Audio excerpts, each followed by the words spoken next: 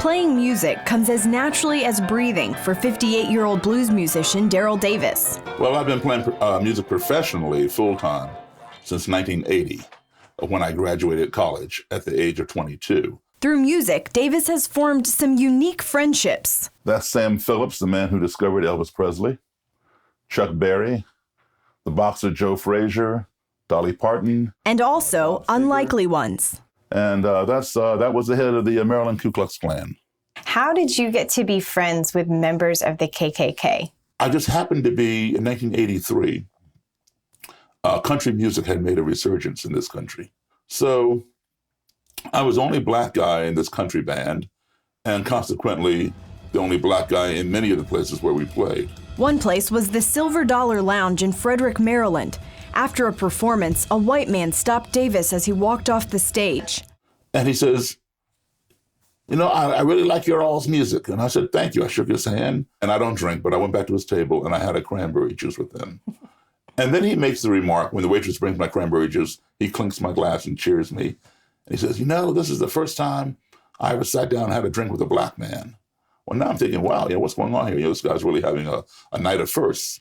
And I said, why? And again, I was naive, and I wasn't trying to be facetious. And I said, well, why is that? He stared at the tabletop and didn't answer me. And he had a friend sitting next to him. He goes, tell him.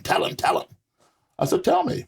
And finally he says, I'm a member of the Ku Klux Klan. Since age 10, when first confronted with the realities of racism, Davis pondered one question. How can you hate me when you don't know me? His unlikely KKK connection inspired him to start getting answers. Some years later, I decided I was going to write a book on the Klan. His research often put him in some dangerous situations, but it also led to an unexpected change in the relationship he shared with certain Klan members. I would ask them questions, and they would answer the questions, but they wouldn't ask for my opinion. And then over time, I would say, so what do you think about blah, blah, blah? And they would say, well, I think da, da, da, da, da, da, da. And then they would say, well, what do you think about it, Daryl? Oh, wait a minute. All of a sudden I have value? Davis says he's convinced 25 members of the Ku Klux Klan to leave the organization simply through friendly conversation. And when they did so, they gave me their robes and hoods. That's just not done. This uniform represents white supremacy. And you're taking it off and giving it to a black man? As a new generation of African Americans enter adulthood, they're fighting racism their own way.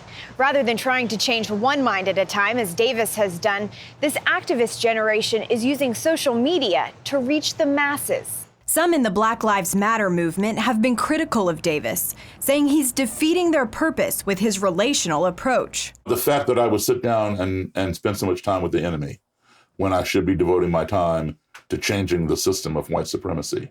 Davis believes this younger generation has the right intent, although their methods can taint the mission. You need a multi-prong attack from the front, from the side, from the back, through the rear window, whatever. You don't change the system without changing the people behind the system. Okay?